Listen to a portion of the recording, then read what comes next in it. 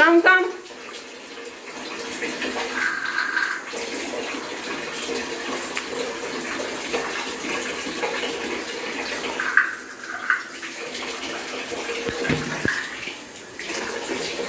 Brush your teeth.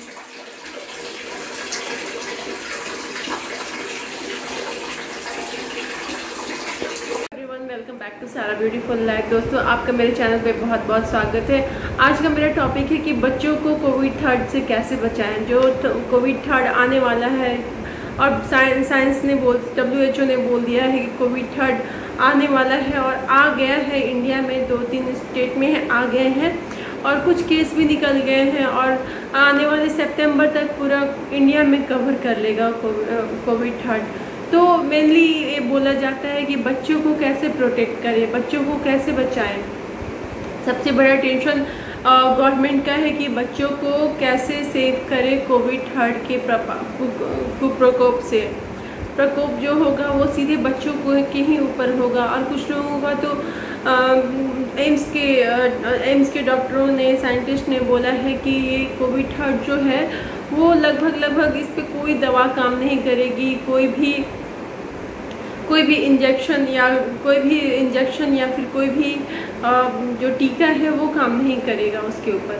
तो thing is date कि इस पे कैसे काम किया जाए। तो मेरा मुख्य कंसर्न है बच्चों के ऊपर, बच्चों को कैसे प्रोटेक्ट करें। दोस्तों, वो बहुत ही मुश्किल काम है क्योंकि बच्चे तो नासमझ होते हैं, बच्चे बिल्कुल अनजान होते हैं हर चीज़ों से और वो बिल्कुल ही मतलब इनोसेंट होते हैं, नासमझ होते हैं। तो हम पेरेंट्स उनको कैसे समझाएं, कैसे उनको प्रोटेक्ट करें कोविड से। तो चलो मैं आपको 10 रीजन बताती हूँ, 10 सॉल्यूशन बताती हूँ कि बच्चों को कैसे हम प्रोटेक्ट कर सकते हैं।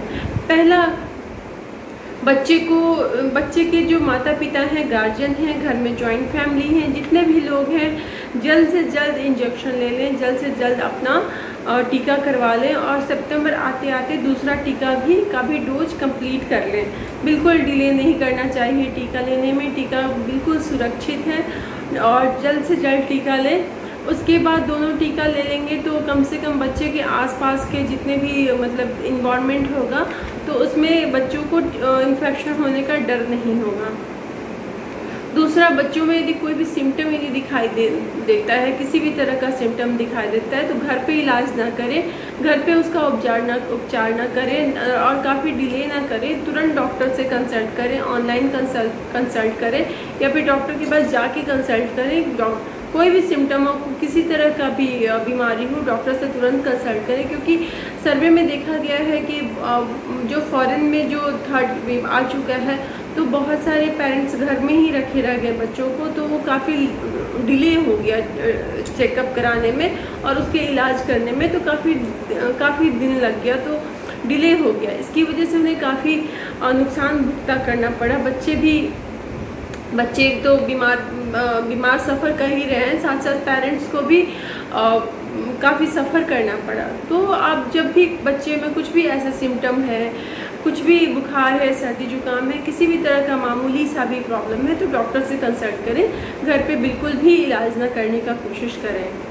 और तीसरा ये है, बच्चों को सिखाना है आपको कि हैंड वॉश कैसे करना है और हैंड सैनिटाइज कैसे करना है। बच्चों को हमेशा 1-1 घंटे पे हैंड वॉश करते रहें या फिर घर पे सैनिटाइजर है तो सैनिटाइजर की हैबिट डालें। आधा घंटा पे सैनिटाइज करें क्योंकि बच्चों का आदत होता है कि कुछ भी मुंह उठा के मुंह में डाल लिया या फिर कहीं भी टच कर रहे हैं, चल रहे हैं, स्क्रॉलिंग कर रहे हैं तो वही हाथ उठा के मुंह में डाल दिया, तो इससे भी बहुत बड़ा इन्फेक्शन होने का डर हो सकता है। और उसके बाद चौथा ये है कि बच्चों को से डिस्टेंस बना के रखें, लाइक किसिंग और किसी भी तरह का किसिंग नहीं होना चाहिए बच्चों के साथ। और उसे क्योंकि मुंह का जो इन्फेक्शन होता है, वायरस होता है, वो बच्चों में जाने का डर होता है, तो किसी भी तरह का इन्फेक्शन से बचाने के लिए बच्चों को किसिंग से रोका जाए। जूठा ना दें बच्चों को। सपोज कि आप पानी पी रहे हैं, खाना खा रहे हैं तो वही थाली से उठा के मुंह में खिला दिए, या कि कोई भी आपके रिश्तेदार घर में है, खाना खा रहे हैं, पानी पी रहे हैं तो वही गिलास उठा के उनको पानी पिला दिया। तो ये सबसे बड़ी चीज़ है इन्फेक्शन फैलने का, क्योंकि कभी भी बच्चों को या कभी भी एक दूसरे को जूठा नहीं खिलाना चाहिए और जूठा नहीं देना चाहिए, क्योंकि आपके मुंह का वायरस जो है, आपके मुंह का इन्फेक्शन दूसरे को भी लगने का डर हो सकता है। इसलिए जूठा ना खाएं और ना ही बच्चों को दे तो ज़्यादा बेटर होता है।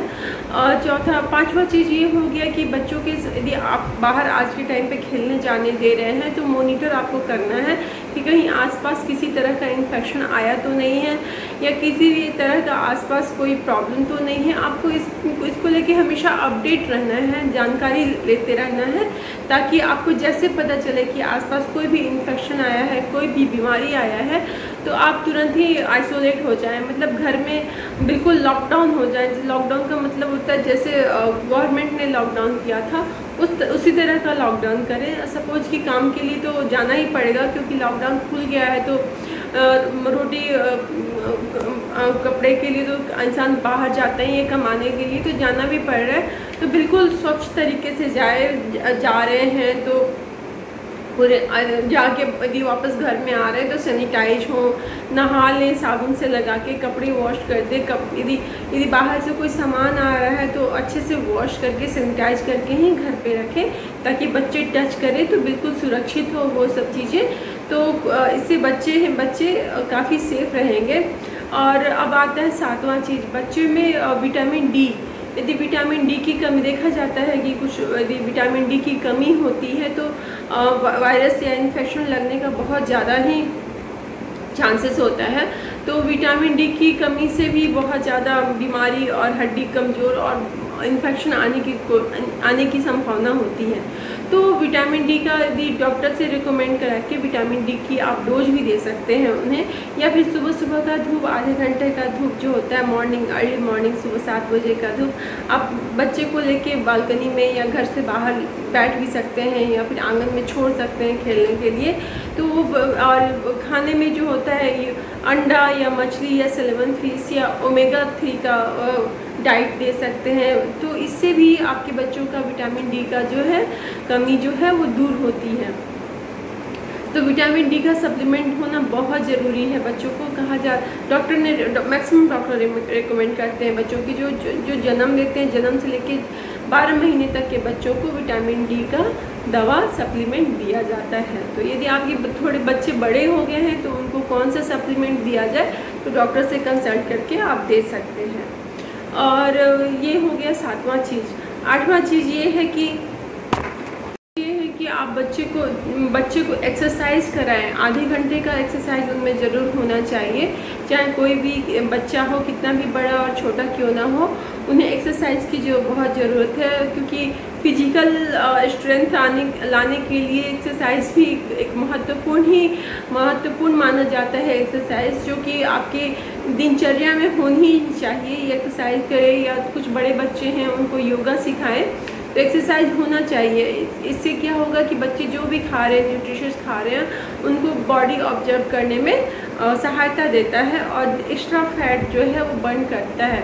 आठवां ये है कि कुछ मोटे बच्चे भी होते हैं, उनको भी वायरस और इन्फेक्शन लगने की बहुत ज़्यादा चांसेस होते हैं। सर्वे में देखा गया है कि मोटे बच्चों को बहुत जल्द ही इन्फेक्शन और वायरसेस लगते हैं, क्योंकि उनमें जो बीमारी से लड़ने की क्षमता होती है वो कम हो जाती है, उनमें काफ़ी ज़्यादा फैट जमा हो जाता है। तो वो यदि हो सके तो बच्चे के जो माँ बाप है रूटीन बना के या कुछ भी एक्सरसाइज वगैरह करा के उनका जो ओबेसिटी है, उनका जो मोटापा है थोड़ा कम कर दे 2 महीने के अंदर।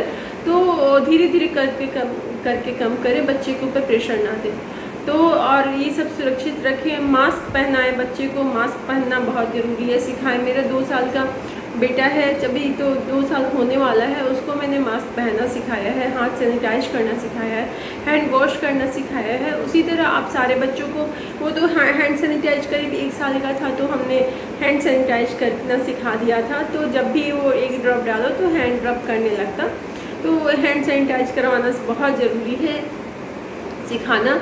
तो ये सब सारी चीज़ें हैं। और स्टॉप शेयरिंग, कोई भी चीज़ आप शेयर ना करें बच्चे के साथ। अपनी चीज़ें, अपना कपड़ा, अपना क्लोथ, अपना खाना पीना अलग होना चाहिए। बच्चे का खाना पीना, प्लेट और सब कुछ अलग होना चाहिए। हाइजीन मेंटेन करना चाहिए। तो ये सारी चीज़ें हैं तो कि बच्चे को आप प्रोटेक्ट कर सकते हैं कोविड थर्ड से। और इम्यूनिटी बूस्टर फूड खिलाएं, वो मेरे पिछले वीडियो में मैंने डाल रखा है कि बच्चों का इम्यूनिटी बूस्टर फूड क्या होता है, किस तरह से इम्यून बढ़ता है, वो फूड खिलाएं। बासी खाना बिल्कुल ना खिलाएं, फ्रिज में रखा हुआ खाना बिल्कुल ना खिलाएं। उनसे इससे क्या होता है कि आपको तो लगता है आप न्यूट्रिशन दे रहे हैं, बट वो न्यूट्रिशन बॉडी में नहीं लगता है, क्योंकि उस फ्रिज में रखे हुए फूड को आप बार बार गर्म करते हैं, तो इसकी वजह से उसका जो न्यूट्रिशन वैल्यू है वो घट जाता है। तो ये सब चीज़ें हैं कि आप जो ये सब फॉलो करेंगे तो आपको बिल्कुल सफलता मिलेगी। और कोविड थर्ड को आप आने से अपने घर में अपने बच्चों के साथ को इन्फेक्शन होने के साथ साथ आप रोक सकते हैं, प्रोटेक्शन दे सकते हैं। तो चलिए आज का वीडियो इतना ही। यदि आपको मेरा वीडियो अच्छा लगा होगा तो प्लीज़ लाइक एंड सब्सक्राइब जरूर करिएगा। धन्यवाद।